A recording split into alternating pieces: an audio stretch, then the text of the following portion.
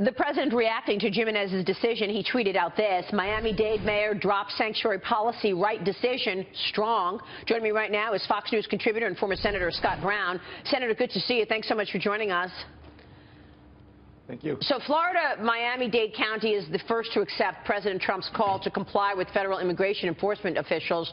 Do you think we're going to see more lawmakers jumping on board? And we should point out that what the president is trying to do is make sure to not give homes to people who are actually committing crimes. Yeah, of course, Maria. I think absolutely what the mayor of Miami has done is merely going back to the policy that it was a couple of years ago and actually following the law. Boy, isn't that a novel thought and idea to follow federal law and get people who are trying to hurt and kill us out of this country. It makes complete sense, so I obviously commend him. I am expecting more mayors to follow, but I'm also expecting mayors like, obviously, Mayor de Blasio in New York and Rahm Emanuel and the mayor of Boston to take it to probably the extreme in terms of filing court actions to protect the so-called people that are here illegally. And it makes no sense. It seems like a waste of time and effort. Just follow the law. That's all people want. But again, it's people who are here illegally who are committing crimes. I mean, why are they pushing back on this? I don't understand why it's controversial. You're seeing advertisements all, all on your Twitter feed. People are saying this is racism, this is scary, this is... It's the law. But it's been blown off for years. Right. These individuals have already committed a crime by being in the United States. Well, that's one. Yeah. Period. Right. And yesterday, one of the guests said it's absurd and it's idiotic to think that these cities get federal funding to enforce federal laws, and then they actively do not enforce those laws. Yeah. That it's just upside down logic. Yep. I know New York City has pushed back on this and said that it's only that violent crimes are reported by the police. Violent crime right. by illegal immigrants are reported by the police, but it's just the minor crimes. I think any crime is a crime, and your initial crime is being here in the United States. Yeah. And why are we paying for them? Right. That's the thing. What do you think, Scott?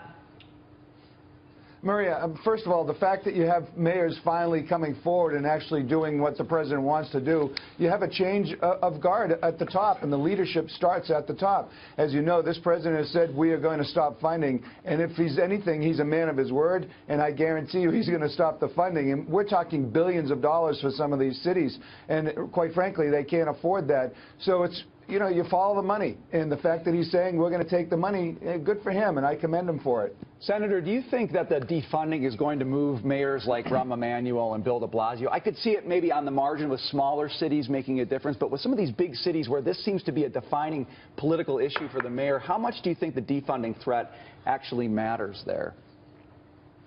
Well, I think it matters a lot, and I think what will happen in New York and Chicago is they'll take it out on the actual police departments and say, oh, sorry, you don't have enough money to do A, B, C, and D. And what does that do? That hurts the people of New York. The average everyday citizen who's paying taxes, who wants to live in a safe and secure city, is going to be, I think, at risk. So ultimately, they will follow the law. It's federal law, and, you know, there is a supremacy clause. So, you know, it's going to be fun, quite frankly, to see Rahm and de Blasio battling with the new Attorney General. It's going to be an interesting 4 years. Or the cities will try and raise taxes on the people who are already paying through the nose. That's another option. New York City, we said this yesterday, has already, New York City could lose $7 billion in funding, and the city, in the budget, money's already been set aside to in part compensate for lost federal funding. Incredible. It'll be interesting to see how far the administration takes it. Obviously, they are going to pull back funding. Let me ask you about these women's rights stories right now. Senator Vice President Mike Pence is agreeing to speak at today's March for Life anti-abortion demonstration in Washington, D.C. President Trump's advisor, Kellyanne Conway, also expected to attend. Is this a good idea for the Trump administration to get involved here and speak at the event? Well, it's no surprise that the vice president is pro-life. He's been pro-life. He's always been a strong supporter and advocate. It's the first time, I believe, in 44 years, give or take, that any president has spoken. So they're going to take their stands. They're going to work on the things that they feel strongly about. So, you know, it's up to him. Yeah. I just find it fascinating why people are surprised that they're doing what they said they were going to do. Have we gotten that jaded as a country that we thought, oh, they're going to get elected on these things and not do them. They're doing exactly what they said they were going to do. They are. You're right. And it's it's good. the first time, Marie, in a long time the first time in a long time you have elected officials actually doing what they said they were going to do. Yeah, not and just that is politicals. refreshing, and it's also very scary for the left, Maria. Very scary. And I feel that they're sort of unhinged, and they don't know how to deal with this.